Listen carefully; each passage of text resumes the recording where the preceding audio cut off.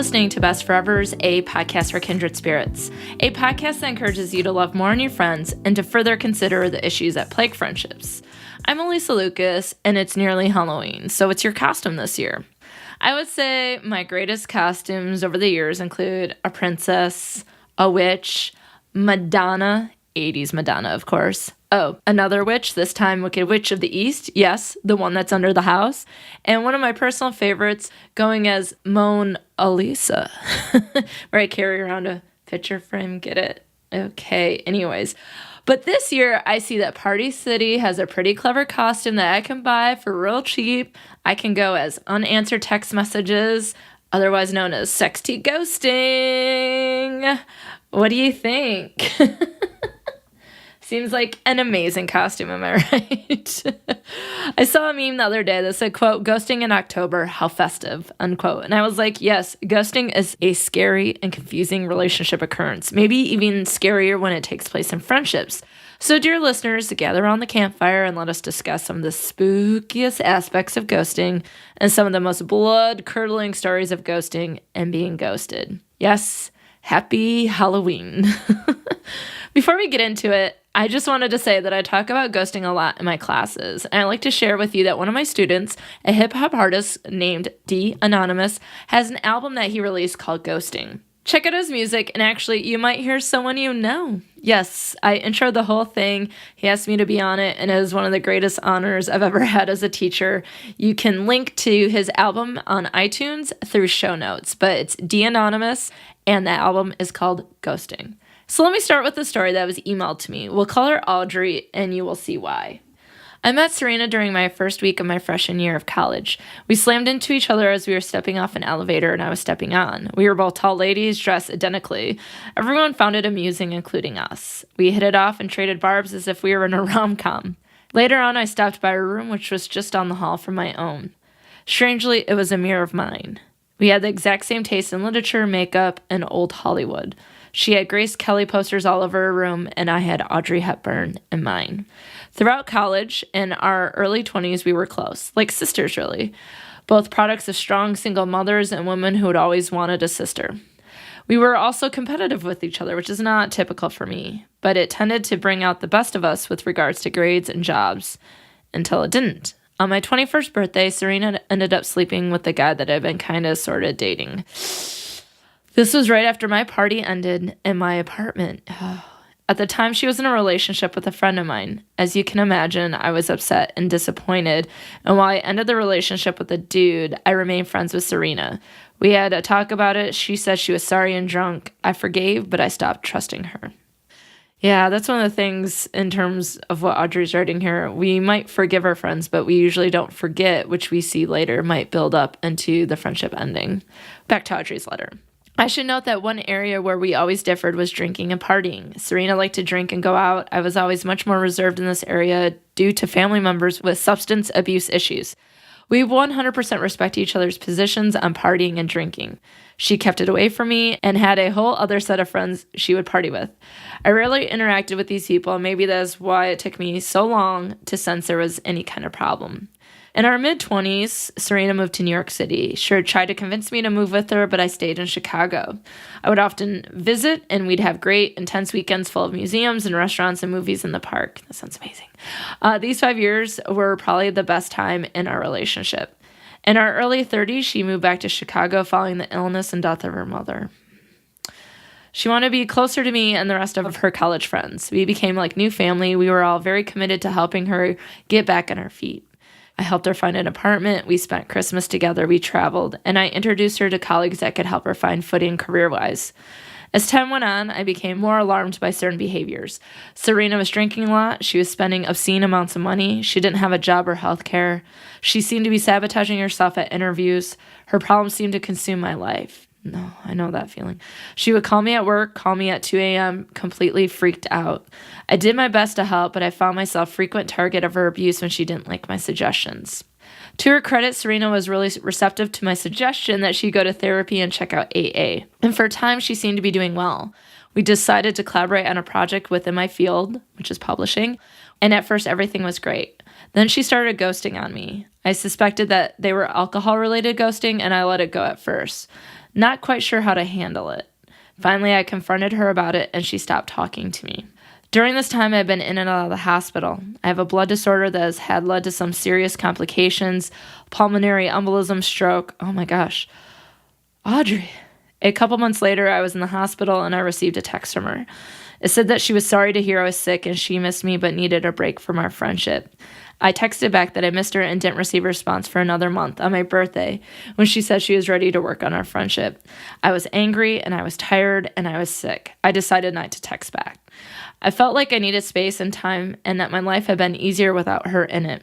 I received a series of very angry emails accusing me of ghosting on the relationship, of being intentionally hurtful, but nothing acknowledging any of her behaviors, indicating to me that she hadn't changed. Finally, I emailed to say that I wished her the best, but I never gave her my reasons for ending the friendship. Here's where it gets slightly bizarre, according to Audrey. After our breakup, Serena started dating my close friend and writing partner, Tom. Tom and I had been working together for 10 years and had many mutual friends. Then overnight, Tom disappeared from all of our lives. Oh no, a double ghosting. One day, everything was fine, and Tom was at my house for D&D. He was part of a monthly game with my husband and their friends for years. And then the next day, he stopped talking to all of them. Mutual friends have tried reaching out many times. People have even invited him to their weddings or birthday parties, and they receive strange responses back from him. He sounds like a different person. Not a day goes by where I don't think about Tom and Serena. I really miss them. I feel haunted by them, especially since they live nearby and I'm constantly running into them. We never make eye contact or say a word to each other, but sometimes I look up and I see them buying produce across the way at the grocery store. A few weeks ago, I turned around in the movie theater and saw Serena was sitting 2 rows behind me. Oh my gosh. Earlier this fall, we were shopping in the same boutique. I was in the dressing room when I heard her distinctive laugh. How does this keep happening in a city as big as Chicago? I keep thinking one of these days I'll say something to them, but I'm not sure what. Wow. Well, Audrey, thank you so much for sharing your story and writing in. And it seems like a very difficult situation because it's been happening for such a long period of time, and that you felt that you were helping this person, and then they respond by saying that you're ghosting them after really them not giving a chance to you. And even further, it is strange that Tom would disappear as well. But as someone who studies relationships, I can say that people can be influenced by other people. And I think in some cases, there can even be ultimatums. And I think that can be the case in romantic relationships. I think that can be the case in friendship. For example, I was reading some articles about ghosting in middle school and high school and how there would be one person singled out in a group and one person would just decide that no one was going to be friends with them anymore. And so it was this one person doing sort of the victimizing, but they weren't just victimizing the person who was ghosted. It was other people who sort of felt forced into that ghosting. And that might seem like what's going on here is that very much Serena could say that, you know, if you talk to these people, then I'm going to leave you. Or it's just the case that it might be easier for Tom to be in a relationship with Serena if he wasn't friends with all of these people, including you, which is a real bummer. And that's the thing that's really just devastating, right? That ghosting occurs. Certainly we need to talk about what that is. Cut off, cut out, phased out, abandoned, deleted, erased, rejected, with no warning, no heads up, no response, and no closure. UrbanDictionary.com describes ghosting as, quote, when a person cuts off all communication with their friends or the person they're dating with zero warning or notice beforehand. You'll mostly see them avoiding friends' phone calls, social media, avoiding them in public. End quote from the webpage. And here's the thing. Friendships are voluntary, so we have the great honor of choosing our friends, but unfortunately not everyone who we call a friend wants to be friends with us. According to an article by communication researcher Leah Lefebvre, which I have no idea if I've said correctly. It's spelled L-E-F-E-B-V-R-E. So, Leah, I apologize if I've said that correctly, but your research is fantastic. In one of the articles that Leah and her colleagues have written, quote, ghosting may be viewed as the ultimate silent treatment, and it's often driven by the use of technology. For example, ghosting is often used in dating. I see in many Facebook groups about dating where people lament over the guy or gal who has ghosted them by never responding to their text messages. In the dating scene, there are many options, right? There's so many people, and we're used to swiping left or right, so it can be easy to ignore someone that we only communicate with online or via texting. But it's not new, right? Some people might call ghosting the new avoidance, right? When ending romantic relationships, people have sent Dear John letters and even emails. And I remember this episode from Sex and the City about breakups where Carrie gets broken up with Berger on a Post-it note. It says, "Sorry, I can't, don't hate me." And so they're all sort of commiserating about the ways that they've broken up with. And Miranda talks about the time that she got broken up with a doorman. Mr. So-and-so or John is never coming down ever. And that's how she was ghosted by this guy. So it's not necessarily anything new. The terminology might be new, but certainly technology allows it to happen more often. So I was dating a guy, we'll call him Andrew, and he started becoming more and more distant with me. Like he was about to leave the relationship with zero comment, and I ended up breaking up with myself. Like, what? Why? So he was being really weird. We went out to dinner and to see the movie Lost in Translation, which is not just ironic. Okay. And so when he was being weird, I was like, "You don't want to date me anymore, do you?" And essentially I forced his hand, but at least I left with some sort of idea what was going on, or at least confident I was the one who ended it all, because he was too chicken to say anything to me about how he was feeling. So I do feel like I would have been ghosted in that situation if I had not sort of stood up for myself, that I was, when I had the chance, because we don't always have the chance. I have a chance to say, something's going on here, and I'm going to try to stop it before it happens, right? And that's what was my story. But in a more up-to-date experience, a listener who I'm naming Darlene as a pseudonym tells her story that blurs the line of friendship and romantic relationships. So my friend M-25 and I, Darlene F-21. Oh, I thought those were their nicknames. That's their gender and age. Let's start that over. So my friend, who is male and 25, and I, Darlene, who's female, 21, had talked a lot.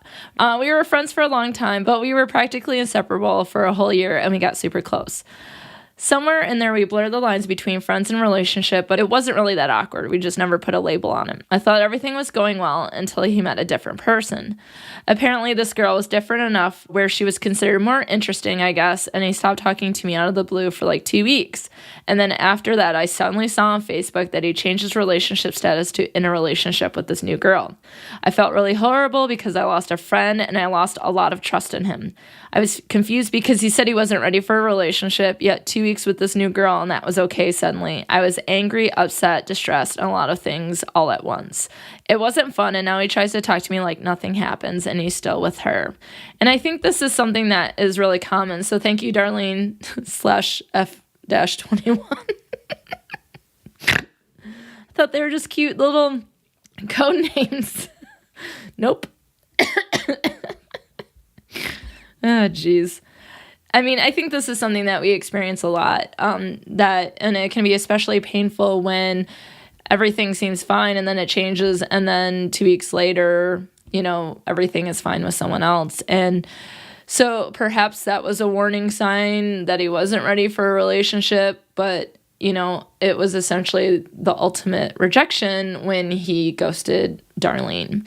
But heck, ghosting can even happen in the workplace. In 2009, I was one of 3 finalists up for a position, and I'm still waiting to hear if I got the job. What do you think? Fingers crossed, right? No, I laid on the couch all of my spring break, waiting for my nephew to be born and to hear about the job, and the only thing that came was my nephew Mason, and he's going to be 10 years old in March. Let that settle in. 10 years old. And I didn't forget how I felt after I received no note, no email, not even an impersonal form letter, which at least I could have been like, well, at least I didn't get the job, right? So this happens a lot more in the workplace. And let's be real, ghosting can definitely happen in friendships, and some may argue it can even be more devastating, up there perhaps with being left at the altar, or a partner who disappears and ends up married to someone else 3 months later. With friendships, ghosting may happen at the start of new connections, which may take place online or via text only, or with friends of 25 years where all modes of communication have been used. So although Leah, I'm so sorry, indicates that ghosting is driven by technology, the ghoster is essentially using withdrawal or avoidance strategies like the absence of interaction to end their relationship with the ghostee. So folks, here we are, calling people ghosters and ghosties. So those who question whether or not ghosts exist, they do, and it's painful. I mean, I broke up with myself, I wasted my spring break waiting for the job to contact me, and I have been ghosted by friends. So here's another story from a listener. We'll call him Steve number one because I actually had two Steves write in. Both are pseudonyms. And Steve number one gets at something very important. Steve number one asks, is it possible to be simultaneously ghost and to be ghosted? This has been in my experience with one of my long-lasting friendships. We were close, as much of a big brother, little brother relationship as I've ever shared with anybody. Over the years, we have drifted apart, as some friends do. I've been intentional to reach out to him occasionally. Recent attempts over the past year or so, however, have largely received no reply. Perhaps most significant is that he did not contact me after the death of my father. Which means he either knows and made no effort or he is unaware. When we spoke more frequently, he would inquire about my father's health, so it stands to reason that he does not know. I give him the benefit of the doubt. He always adored my parents just as I adore his mother. Even so, how many times must I reach out to no avail? It feels double ghosting. If he does contact me, I'm not sure what my response will be. A mixture of relief and resentment, most likely.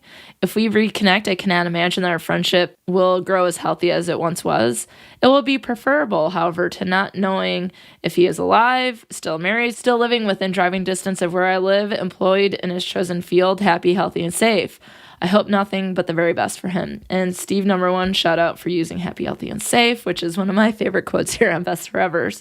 But I think that's the case. We've all probably ghosted and been ghosted. But Steve number one's letter really gets at this idea that we might be ghosted, and then when you do get a response, you're like, should I reply or not? So he called it a double ghosting, and that can be really complicated.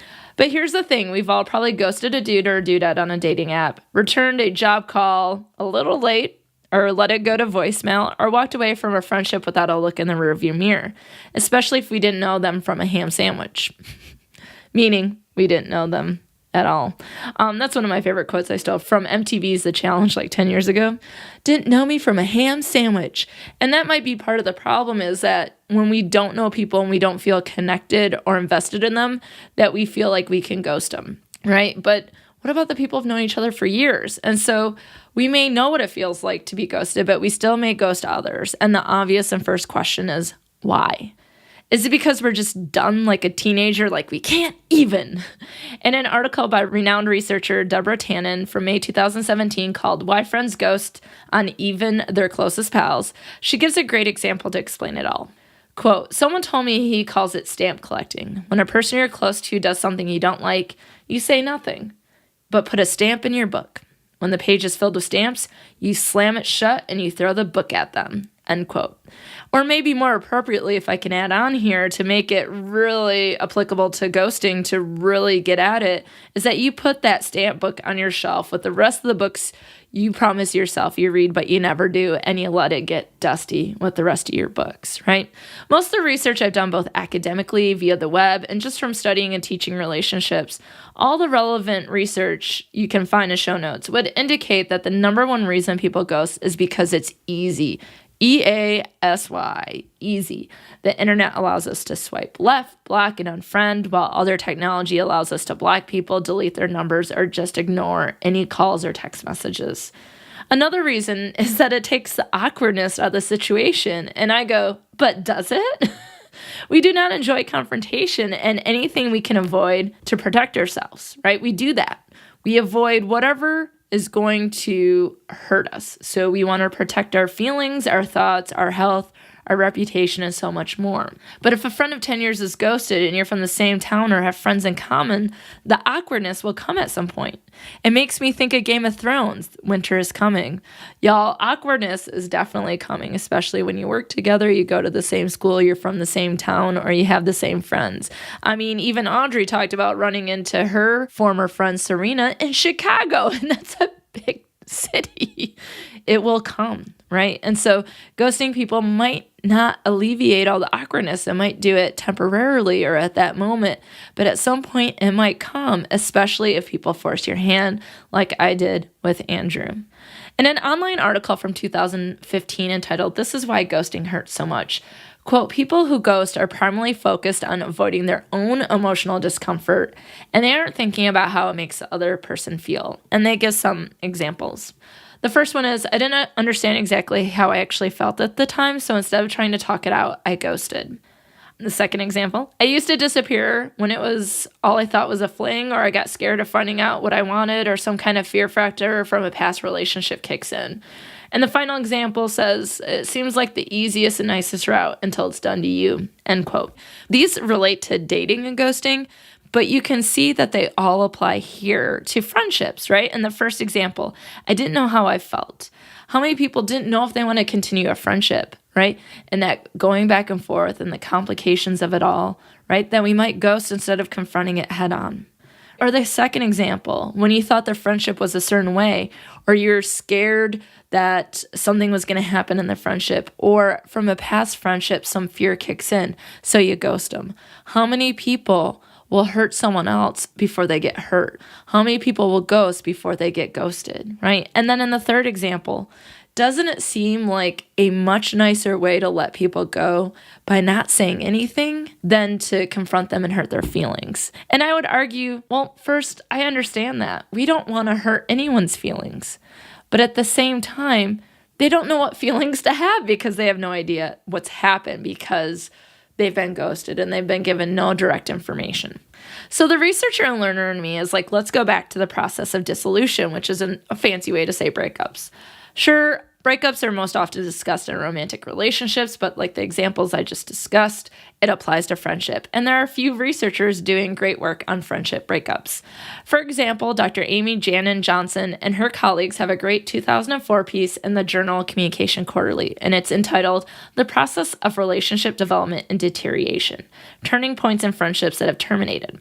In this article, Johnson and her colleagues talk about the reasons that friendships ended, and this included less affection, the friend or yourself changed, so the self had changed in some way, stopped participating in activities or spending time together, and there was an increase in distance. And what's interesting there is, there's probably some geographical distance, but I think it's possible to have that emotional distance as well. These are turning points more specific to friendship, where the majority of breakup research focuses on those romantic relationships. But you can see that a person changing may lead to change in a friendship, or that distance is a ripe opportunity to ghost someone. In 2008, a graduate student, Brianna McEwen, and her colleagues found that friendships primarily ended because of betrayal, which makes me think of Audrey and her friend who slept with the person that she was dating, and some of the other things that she discussed. Disapproved traits, so that could deal with someone's personality or how they behave, and then disapproved behavior like drinking, drugs, insert any behavior that might be disapproved, competing relationships, and increased distance. Wow, actually, now that I'm going through this article seems like a lot of what applies to Audrey's situation that I read at the top of the podcast. This might be an interesting article for her. There's some overlap with the turning points found by Johnson and colleagues, but in this article, McEwen also talks about the methods of ending friendships, including 4 ways, and they're in order of what was most common to the least common: purposeful avoidance, fade away, hostile interaction, and direct request. And let's look at that. Avoidance and fading someone out are some of the more common ways to end friendships. And so now we just might have a term, and technology helps us, where it turns from avoidance and fade away into ghosting. And I like how Lefebvre discusses dissolution. There are 6 steps. First, there is the onset of relationship problems. So in any relationship, we start to see things that, start to happen. Think about that stamp book that Tannen talked about in her article. We start to ignore those issues until they become too much. We let things fester, and kind of like a tea kettle, you let simmer and simmer and simmer and simmer and simmer and fester and fester and fester. And at some point it boils over and it becomes too much. And that's when the stamp book gets thrown in people's faces or put on that shelf to get all dusty, right? So there is something that's happening in the relationship, and at a certain point, we've just ignored it too much that we can no longer ignore it. So second, one or both people decide to end the relationship. Certainly in ghosting, it seems that one person that has decided upon the fate of the relationship without notifying the other person, right? And so in this article, it says that research has found that there are fewer regrets if a breakup is shared, right? So that people are overall I don't know if I want to use the word satisfied or happy, but maybe at peace or just feel like there's nothing left on the table if they're both in the fate of the relationship together. But when one person decides the fate over someone else, then that's where there starts to be an imbalance about what's going on and there's no closure, so on and so forth. Third, individuals who have decided to end a relationship then decide how they do it. Do you talk to them? Do you send them an email? Do you let them break up with you so you don't have to break up with them? Basically, you can decide to be direct or indirect. And from McEwen's research, again, there was the purposeful avoidance, there was the fade away, there was the hostile interaction and direct request. The first two being indirect and the second two being direct. Some people may focus on themselves and choose a method that protects their own feelings, as we talked about, right? We're really sort of concerned with ourselves first and foremost, right? While some people may focus on protecting the other person. And I think in both those situations, ghosting can happen, right? You ghost so that you don't feel bad about yourself, and you might ghost because you don't want the other person to feel bad. But in a lot of cases, people might decide indirect or direct. Is it to make yourself look good or feel better, or is it to make the other person feel better or look good? Fourth, we need to talk about if the relationship ends gradually over time or quickly ends. And of course, both ghosting or more direct ways can end quickly or take some time. For example, I can just be like I was in middle school. Not that I really dated anyone in middle school. And side note, not like anyone in middle school is dating. I love it. In middle school, they're like, we're going out. Exactly where are you going, 12-year-olds? You know what I mean? But when I was in middle school, which was in the early 90s, I just remember that when people would break up with other people, they would walk up to them in the hallway, they put their hand in their face, and they would face away from them, and they go, dissed, and then they'd walk away. That ends the relationship pretty darn quickly, am I right? Even an hour conversation, talking it out is a little bit more quickly than, purposely avoiding someone and ignoring their calls over weeks, which is more gradual. Or do you just delete someone out of your phone, which can be quick? Or do you just forget to return a call every now and then, which is gradual? So I think that in dissolution, we're deciding whether or not we want to rip it off like a Band-Aid or really let it be painful over time. But I think when we're talking about ghosting, it can happen in both ways. Fifth, is there a presence or absence of repair attempts? For example, can the individual fix a relationship? Do they attempt to keep it afloat, or do they just end it? And so if there's an absence of repair attempts, then it's likely that the relationship will be over. And I think ghosting really cuts off the opportunity for one person to repair the relationship because the person who has ghosted has decided the fate of both people. Finally, in this dissolution process is the outcome. Does the relationship end or does it continue? But in a lot of cases with ghosting, there's so much ambiguity that the ghostee may not realize that the friendship is even over. And I think in this listener story from Steve number 2, we can see how complex and complicated relationships are and how complicated and complex it can be when you're trying to end that relationship. So a little more than a year ago, I was having some marriage problems, and through podcasting, I met someone who else was having the similar troubles, which in hindsight is a really bad thing from the jump. I realize that now. We became close friends, we confided in each other, we talked every day. One thing she kept repeating over and over again was, quote, "Please don't ever ghost me because it's happened before, and I have an issue with rejection, and it would kill me if you ever just disappeared," unquote, which I respected. I felt sorry for her. She needed a friend because she was sad that she couldn't keep any male friends for any length of time. The confiding got more and more intense, emotions got involved, and the friendship turned into something a little deeper, and then she put on the brakes, and things got really platonic again, which was jarring. I asked her what was going on, and she said, after a lot of prodding, Steve notes, that she was busy talking to someone else that she had met on Facebook, which was fine by me. I was glad she was in a relationship with someone, but at the same time, I had invested a lot of myself emotionally in her, and for that to just stop without any warning at all was like emotional whiplash. And I don't think she had any intention of ever telling me. Whatever. I told her that I was a little bit hurt. She kept insisting that she was absolutely not manipulating my emotions. She used that exact phrase a lot, and it led me to believe that she had been accused of this before. Anyway, my own personal problems continued. My depression and anxiety were getting worse and worse. I began seeing a therapist, and I started working on my own marriage. Conversations with her were on and off. They were mostly about how lonely she felt and how sorry that she was that she hurt me. And Steve indicates in parentheses that he's fine. At this point, my very few close friends and my therapist were advising me to ghost her. I refused because at the time it was, quote, please don't ghost me. I don't know if I can take it, unquote, which also made things difficult. But we reconciled and talked it out. We were sort of friends again, I thought.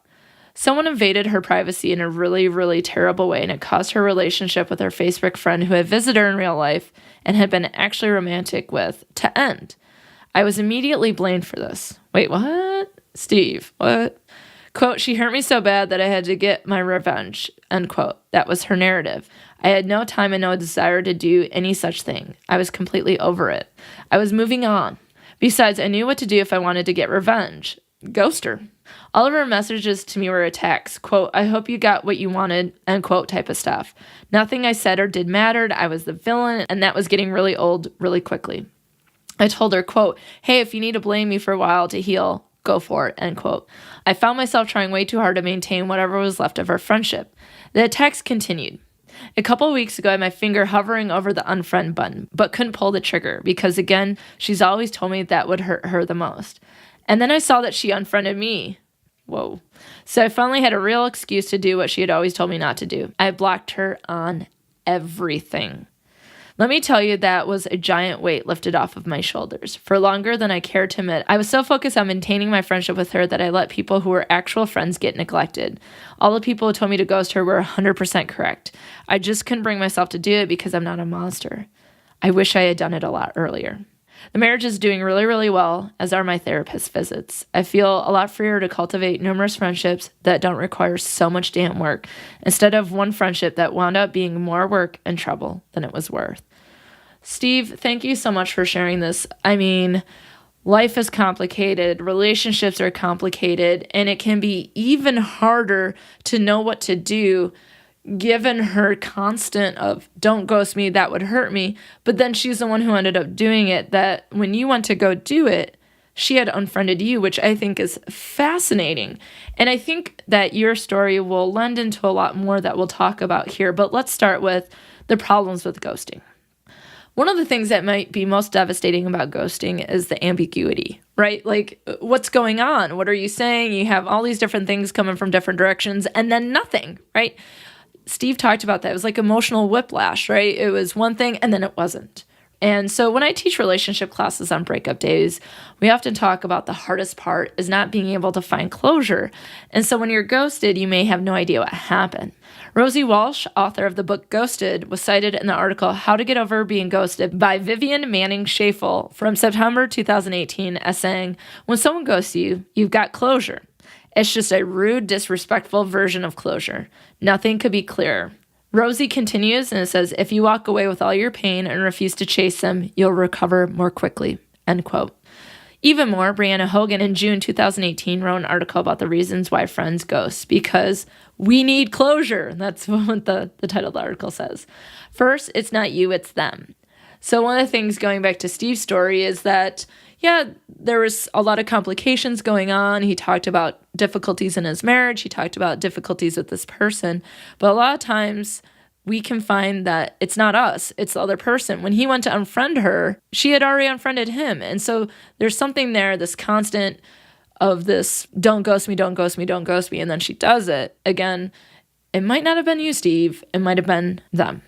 The second reason is people don't like confrontation, which we've already mentioned, which is why we go to indirect, avoidant type strategies, and we just don't want to bring up these difficult conversations.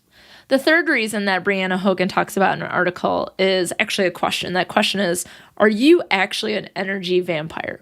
So one of the things that we could find is that if we can't always quite get our friend on the phone and they skip maybe every 3 calls and pick up every 4th time, or maybe can't quite figure out sort of the pattern, or they're getting more and more distant, it might be, are we asking a lot from that person at the time? And we all go through stuff, and friends are the ones that help us get through it. And we, I think, can all agree on that. But sometimes if it's so one-sided, it can be exhausting, right? And I think Audrey refers to that in her story. It's exhausting. Or even Steve, number 1, talking about trying to reaching out. And that is just exhausting. And so perhaps one of the reasons why we get ghosted is because at that time, we might need a lot from someone. And what we need to remember is that we have to step back and say, this is going on in my life, but I don't know how my friend is doing. So let me start this conversation with saying, gosh, I'm so glad you're my friend. You've been helping me so much with what's going on. But you know what? I haven't asked about what's going on in your life for the last week. So let's talk about you. And I think we all kind of get that as friends. I feel like my friend Tierney and I talk about this a lot, that we can always pick up where we left off. And sometimes it's like, these 3 phone conversations are going to focus on this person because it's their time. And then next time it's my time. But we also have to play sort of a balance game there, because if not, if we're sucking the energy out of people, they might end up needing a break. The 4th reason in the article was they're not into you, and that's okay. It made me think of the movie, He's Just Not Into You, which happens a lot in dating relationships, right? And I think what this comes down to for me academically is this idea that we talk about in my relationship classes about not having a mutual definition of the relationship. So a lot of times rejection can happen when one person sees the relationship in one way and the other person doesn't see the same way. And so in some cases, the person who doesn't see the relationship, is not as into the relationship as the other person, ends up having a little bit more power. And that can be unfortunate for the person on the other end who might be rejected or ghosted. But that could be why. We just don't have a shared definition of what our relationship is. And then finally, number 5, something else might be going on in their life. So let's go back to number 1. It's not you, it's them. They might have something going on. And so sometimes we have temporary ghosting where people need break and then they'll be back. And sometimes that can be really sad because they might miss out on the things that we need them for. But that might be what's best for their health, or it's just consume their lives, or maybe they don't realize what they're doing. And when they do realize, they'll come back. Ghosting is so confusing that in a lot of cases, we don't know how to respond. Do I call? Do I send a note? Do I send another text message, as Steve number 1 talked about in his story? And here we are, back to the theme of the podcast. We don't have a script for how to behave when we've been ghosted. What do? We have no idea. Certainly when people hurt us, I approach that as, hey, thanks for the information. And that when people give us such information, we should listen. So if a friend sort of does something to hurt me, I'm like, oh, thanks for the information. What am I going to do with that information? And so, you could proceed with ghosting that way. Hey, thanks for ignoring me for the last 3 months. I guess that means we're not friends anymore. But I do really think we need to listen to this information. And sometimes we might just not know how to respond, and maybe responding the best way is to move on and move forward.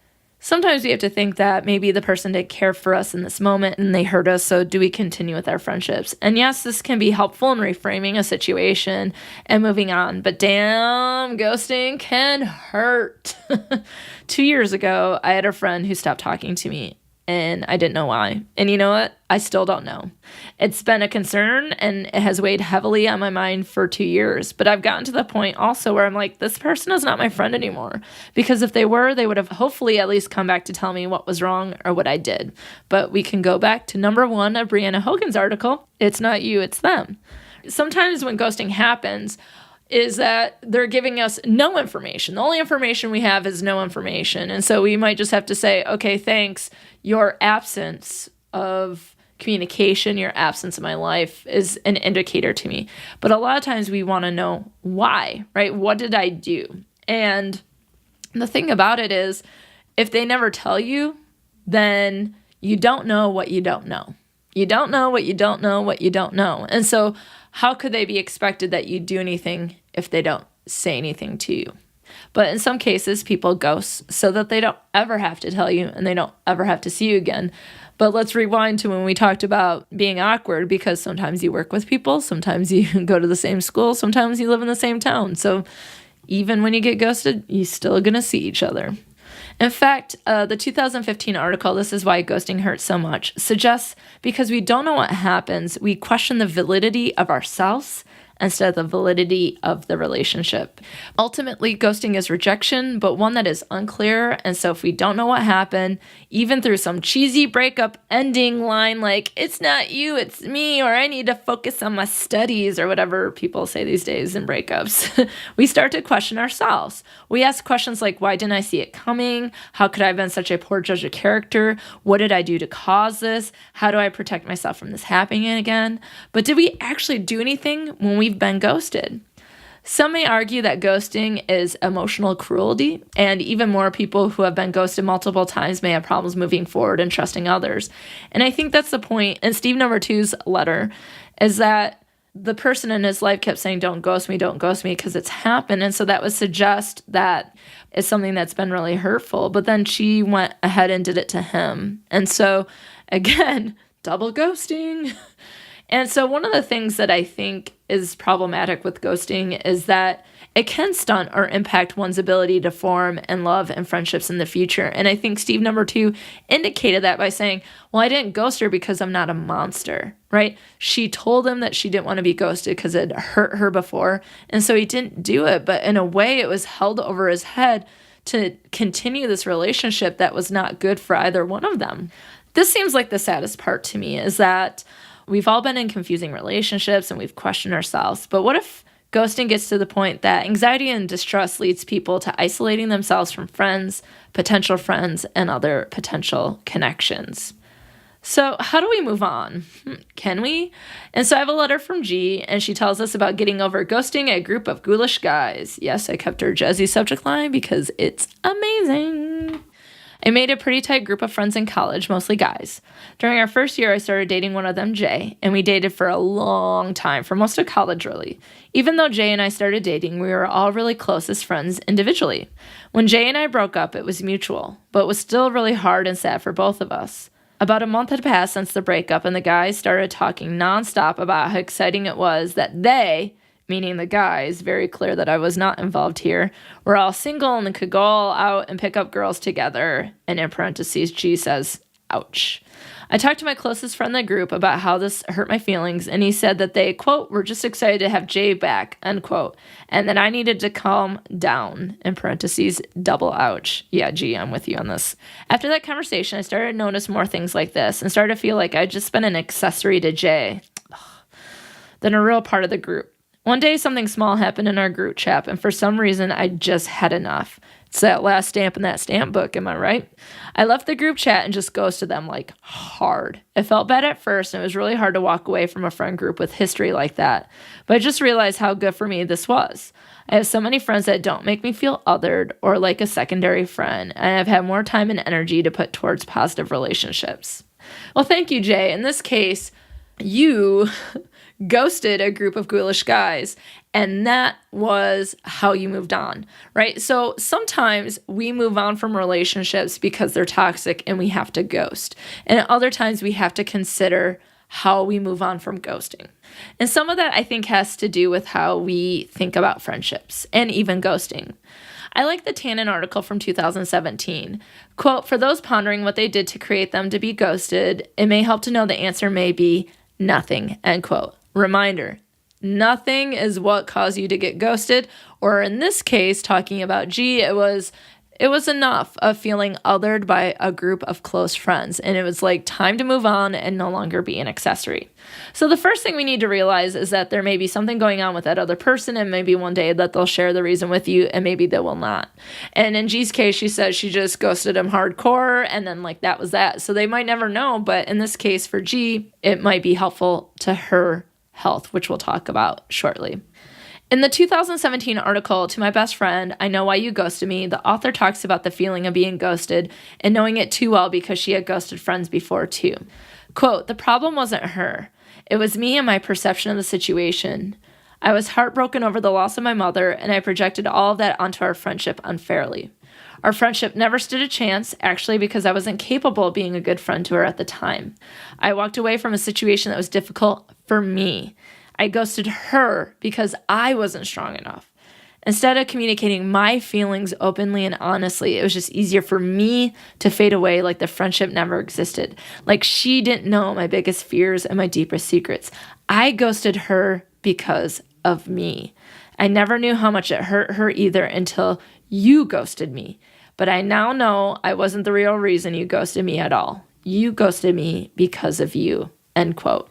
And so one of the things is that whether we ghost like G did, or we get ghosted like Steve number 1 and number 2 and Darlene and so on and so forth, we have to shift the way that we think, that it might not be about us at all if we've been ghosted, and that it's really about the individual.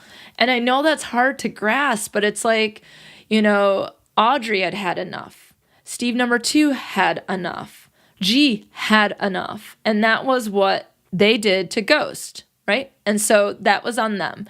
But we do have to consider that there were some causes there. And this was, if you go back through the dissolution process, this is their decision of how they did it, the indirect or direct way. Okay.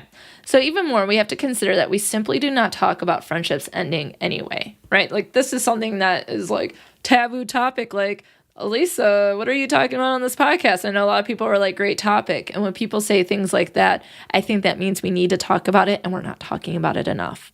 In October 2018, Vicky Spratt talks about this idea in the article Ghosting, what it's really like when your oldest friend phases you out. She kind of talks about maybe a card or even a small note would help, but we might not get that. And overall, most people don't discuss conflict or friendship breakups. Spratt says, quote, as women particularly, we are raised with the romanticized idea of a BFF, end quote, which is something I discussed with author Kayleen Schaefer in episode 30, which was named after her book, Text Me When You Get Home. If we have friends romanticized or up on a pedestal, we ignore the fact that friendships are chosen, and thus they can be chosen to end. And not all friendships are meant to last forever. So maybe it was time for G to get rid of those ghoulish guys, right? Like that was not intended to continue forever. Or maybe for Audrey, she was not meant to be friends with Serena. And that can be a hard thing to chew on, But there is something. And I realize that it can sting, but there is some level of comfort, I think. And that comes from Dr. Bill Rollins.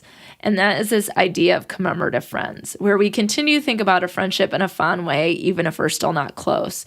That a way to move on from ghosting, whether you've ghosted or have been ghosted, is that, or as the research would say, ghoster or ghostee, if you've been either of those people, one of the things to think about is moving on is just holding on to the fond memories, and maybe just having in the back of your mind the problematic things, so maybe history doesn't repeat itself. But I think there is something welcoming and warm and comforting with the idea of commemorative friends, right? That I can think of fondly about these 5 years that we spent in Chicago doing all these amazing things together. And that's just, it was awesome, right? It was awesome. So when I see you sitting 2 rows behind me, maybe I'm like, I don't know what to say, but I can at least go, at least we had those 5 years, right? At least we had this time together. But at the same time, ghosting is simply, and not even simply, complexly devastating. And talking about it, or at least trying to talk about it, might help you move on. The ghoster may not be open to the conversation, or they might ghost you on the messages, much like with Steve number 1, and then you have to figure out what to do. That might be the answer, that there is no current way to fix or repair that friendship. But in several articles that I read about ghosting, people had talked about many years later going back and apologizing and letting them at least know what happened and that it wasn't them, that it wasn't their friend, it was them, and that the relationship just sort of ends like with this like hug and fondness, but also like it's over. And it's sort of a strange thing. And I know you're thinking, Alysa, are you hating on ghosting? This feels very one-sided. And I want to make it clear that I think that ghosting is devastating, and it can be for all sides of it, because I don't think people take the end of relationships lightly. Some people do. And, what are you going to do with people like that other than being like, thanks for the information, moving on? But I do think that there are people like Steve number 2 who spend a lot of time continuing in a friendship because they don't want to hurt the other person, that they try to fix it, they try to do things. And so I think that's very devastating on one end as well. But then being on the other end when you have no idea what's going on, I think that can be devastating as well. So I think there are some times when ghosting comes into play, like, gee, I'm on board with you. So according to a Washington Post article by Caroline Hacks from October 17th, 2018, even a friend's inability to make plans can feel like ghosting. And often we say things like, we should get together, call me. I feel like that's a meme, right? There's a meme that exists where it's like, adult friendships is just saying we should get together until we both die. Right? If we don't intend to get together, is there something else that we can say? Or is that like the, hey, how are you? Fine. How are you doing? Fine. Like, is it just a habitual thing to say? Or maybe we're not ghosting. Maybe we do intend to get together, but life just gets in the way. So in an anonymously written article from October 2018, Why I Ghosted My Best Friend, the writer describes their experience, which seems to have been best for them at the time, had a negative impact on their friend, but ended in, as I was talking about before, in a strange sort of all-forgiven way. But they are no longer friends. So let's get into more of that article. So this happened. So she ghosted her friend, and a few months later, her phone flashed. Quote, "Why are you ghosting me?" read the message from Jess. I was shocked. I'd been ignoring her for months, and all of a sudden the feelings of guilt and shame that I'd been trying so hard to silence flooded in. I had been a bad friend, and she's finally called it. But I still wasn't ready to deal fully with the situation. Quote, "I care about you," I typed back, "but I don't think that we are helpful to each other right now," end quote. She said she was sorry I felt that way and wished me well. And that was it. Our friendship was over, and 3 WhatsApp messages. After the anger faded and my family situation improved, I started to wonder how she was. I felt bad for how I behaved, and on reflection, I could see more clearly the things which frustrated me were a sign of her own struggles. Every time I walked through her area, I would scan the streets, imagining what it would be like to bump into her. Occasionally, I'd sneak a guilty look at her social media profiles to see what was happening in her life. I know deep down that I owed her an apology. 3 years later, I was on Instagram and noticed she posted a photo near my house. It felt weird to think she was so nearby, and I found myself typing her a message. Quote, "Hi Jess," I typed. "I know a long time has passed, but I'm sorry for what happened all those years ago. It wasn't the right way to end our friendship, and I really like to meet to talk about it.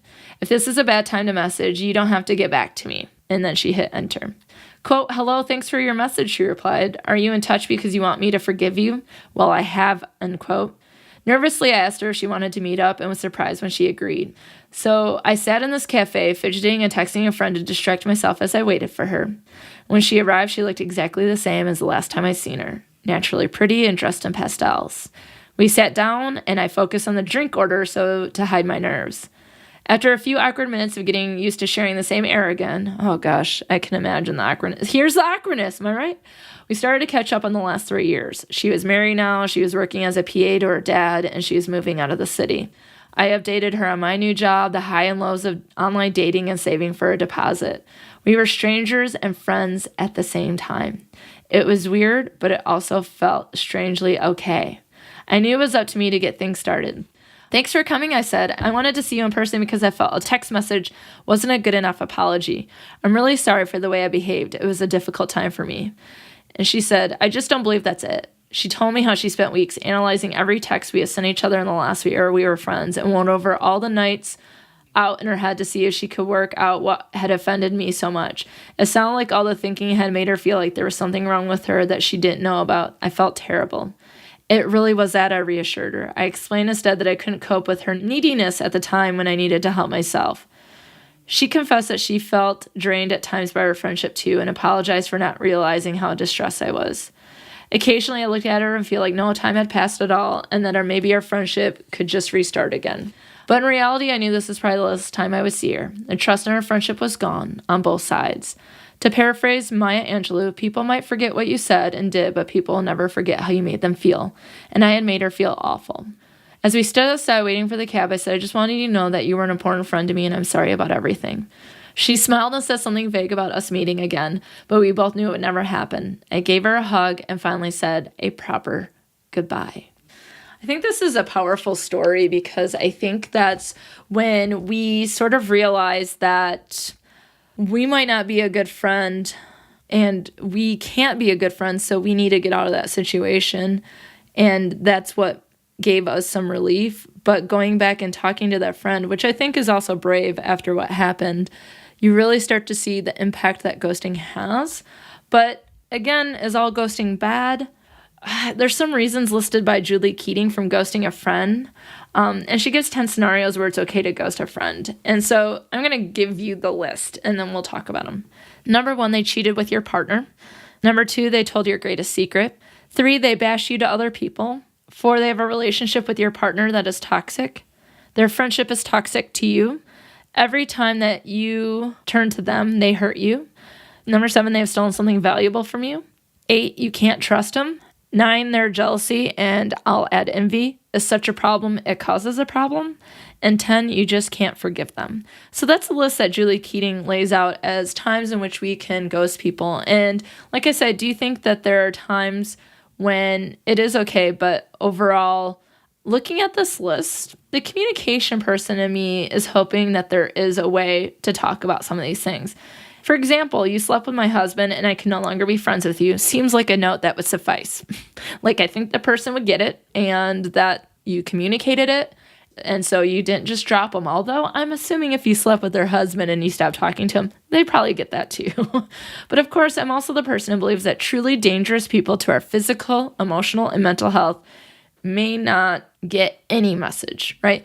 No message will suffice, and our safety is the most important thing. So 'tis the season to creep it real if you can. And by creep it real, I mean, if you can talk to people, do it. But if it's not safe, then don't. Because no matter if you're on the end of trying to end a relationship or a friendship, or you're on the end where you've been ghosted, it can be painful. But even the shortest message might give that person some closure. So creep it real. And now I have a letter from Dee Dee, who talks about the pain that she made up for, that she caused when she was young, and the pain that she experienced later in life. Heather and I met in junior high. We were the same gate, gifted and talented, ... brag. Class before school officially started and band together. We nerded out over the X-Files together and were pretty good friends. I dropped band in high school and we drifted apart. When we crossed paths again, I was in this angry, quote, deny other friends that remind you of your former self, end quote, phase, and was very unkind to her. I was an angry person. There are many friendships destroyed due to my crap. We ended up in junior year English, chemistry, and journalism classes together, and I started to atone for my previous bad behavior. She introduced me to her best friend, Alexis, and we 3 became close friends. Smash cut to senior year, where we have many classes together, and they are there to comfort me as my relationships with my best friend, Erin, completely disintegrates. That time, it is jealousy taking the reins as Erin became involved with different extracurricular activities, made new friends, and I was not one to share. Heather, Alexis, and I became closer as we graduated and went off to our respective colleges. I took my first trip all by myself to visit her in San Luis Obispo. I think I pronounced that correctly. I transferred to UC Davis, where Alexis was, and the destroy friend monster appeared again. I began to freeze Heather out as she started dating a new guy.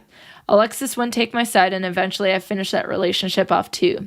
These 2 were my closest friends through my late teens and early 20s, and then they weren't. Holy crap, did I ghost them back in the day? I didn't even have a name back then, but does it count as ghosting if they weren't reaching out to me either? I don't think I can process my discovery right now. So, Dee Dee, I think that freezing people out would be an example of ghosting, but like you said, we might have a double ghost situation here, like Steve number 1 talked about, where they didn't respond to you and you're not responding to them. So we can pull that apart in part 2, ghosting the remix, right? We'll get de-anonymous on it.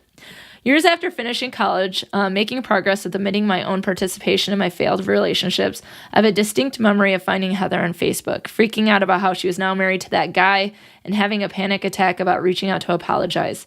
Eventually, I hit send, we met for dinner, and made peace. I am grateful for the many friends who have forgiven me and my admittedly shitty behavior. Over the years, we met for meals, walks, and movies, and I'm happy to have her back in my life. I know we're not as close as we used to be, but I try not to dwell too hard. I was trying hard not to keep punishing myself, but when you have anxiety, it slips in from time to time. I reached out to Alexis too. I felt lighter than I had in years. Now we have a quick synopsis of age 13 to 32. Looking through it, I hope I didn't emphasize my behavior so much that you now think, crap, I would have ghosted you too. Heather got pregnant and my husband and I went to the baby shower. That was the last time we spoke on friendly terms. I saw the announcement and congratulated her. Several months later, I texted her saying I hope the family was well and would love to see her and meet her new son. I would notice more time would pass and I would reach out again. I didn't think much of it as being a mom is hard. Preach. I'm not a mom, but moms, got it. Dads, got it. Especially a first-time mom. I reached out again and said a comedian we liked would be in town and would she want to come with me. At one point, I could feel myself getting desperate. I was going through photo albums to plan a scanning project, and I picked up one of the three of us in Las Vegas, scanned it, and sent a message to both Heather and Alysa saying they were welcome to any copies as I digitize my albums. Still no word. I can't remember how it happened, but one day on Facebook, I saw her link to some other person's post and saw the add friend icon. We weren't friends on Facebook anymore. One of the downsides of Facebook is that you have timestamps and archives of conversations. In a future fit of anger, I permanently deleted this exchange to keep myself from reopening the wound. I did it after I had reopened the wound. I messaged her and said I saw we were no longer friends and was there something I'd done to upset her. Again, I was having high levels of anxiety as I waited for a notification. My husband and I were in Kohl's when I got a ding. Again, I do not have the exact message, but she told me that I hadn't done anything and people just drift apart. We are in different places and that's okay. My husband held me as I got angry and then sad in the men's department of Kohl's.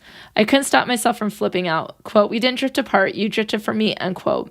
I looked through her Facebook friend list and wondering why she hadn't dropped the other people I knew that she had less in common with than me. I second-guessed my post reminiscing about high school and wondered if I dug up memories of my shitty behavior. Was it because I didn't have kids? What was wrong with me? That was over 2 years ago, and it can still sting. Since she and Alexis were still very close, I overthought about whether I should even reach out to her. Did she think the same? If she did, she was kind enough to not unfriend me. About a year ago, I see Alexis' announcement that she has moved to the other side of the country. Wow, that's cool and kind of scary, and I wonder what that means for her. Oh, Heather moved there too. I see the story in photos and posts. I feel a little bit like a creep that I want to know. I'm sad that I care. It does come up with other mutual friends. I'll see your name in a list of likes, and I weigh in if it's worth it to meet some people. Damn social media. And here I am still haunted by a friend who ghosted me. I will say that I'm proud that I asked her directly instead of wondering. I got an answer I didn't want, but it's better than the horrible answers I could have created myself. Dee Dee, thank you for sharing that. Okay, wow. This episode was a lot harder to cover than I thought it would be. I think for some, ghosting a decision that is not made lightly. I think it can be a devastating decision. I think it's one that can bring a lot of relief. It can bring a lot of regret, a lot of shame and anger and sadness. And there's a lot of guilt about ending friendships. So I can understand how devastating it can be to end a friendship, and even a friendship that we think is toxic, but we still have history with them or investment with them, or they do know our biggest fears or our secrets, whatever the case is. But at the same time, the feelings of being lost for a reason, like Dee Dee just mentioned, why your friend is no longer talking to you, can be absolutely painful. And especially if those are the people that helped you navigate those situations before. So it's not only that you lost this person, you don't know why, but you don't have that person there to help navigate it with you. So it may be important to ultimately keep our safety as a top priority, but to also consider how we want to be treated in that scenario. If it's that we don't want to be ghosted and we don't want that feeling of pain and anxiety of what's happened, then we might consider that there is another way to go about it, that we can communicate in a more direct way. And so let me ask you this, because I think that we have two sides of the coin here, right? And that we probably experience both sides of them, and neither one of them is appealing. So what do you think? When is ghosting acceptable, if ever? Have you ever used ghosting and it been a positive experience? Have you experienced ghosting and it been a negative experience? How has ghosting left a lasting impression on you? I think we need to share and talk about and work through these issues because it's something that we just don't talk about enough. And next week, Paul Gilmartin from Mental Illness Happy Hour will be on to talk about having difficult conversations, and that might be relevant to this conversation. I sure hope you'll tune in. If you like what you have in your ear holes, there's a few things you can do. I'd love to have you follow Best Forevers on social media. You can find the podcast on Facebook, Instagram, and Twitter at Best Forevers Pod, and I'm at Dr. Alysa Lucas on Twitter. Social media is a great way to follow podcast updates and get involved with discussions and other items related to friendships. I look forward to us connecting.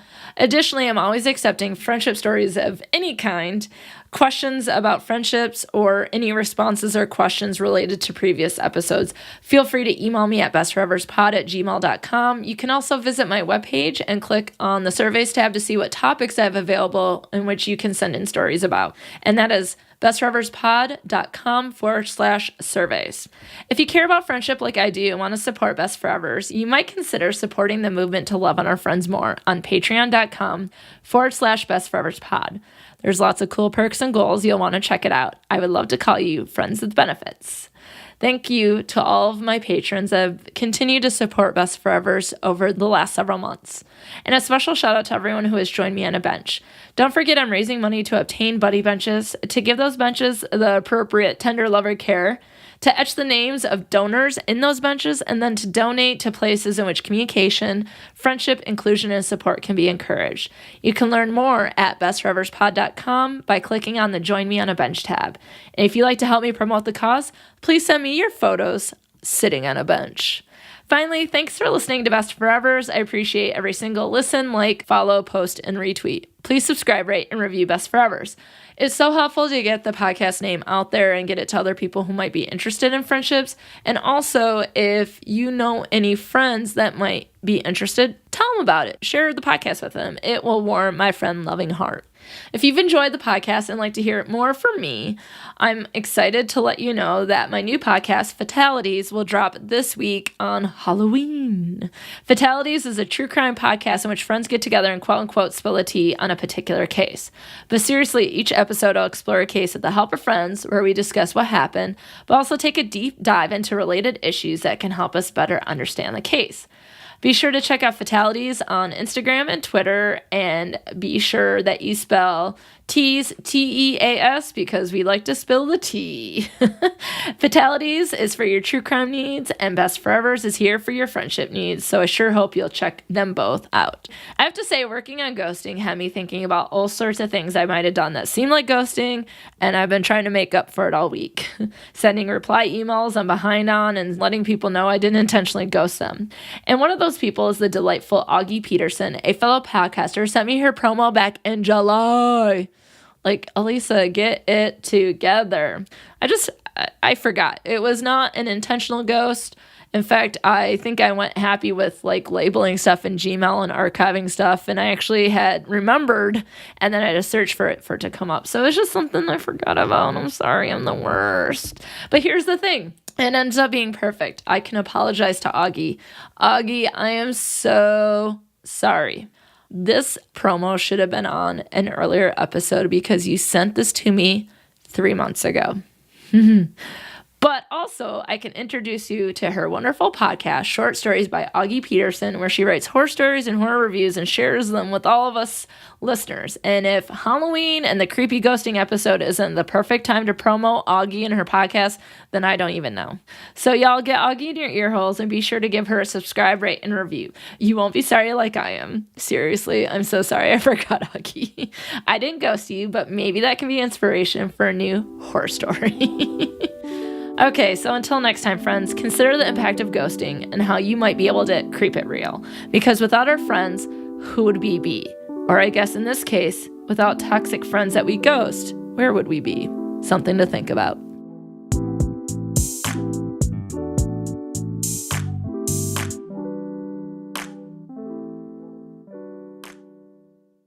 Folks, how's it going? My name is Augie, and I host a podcast called The Short Stories of Augie Peterson.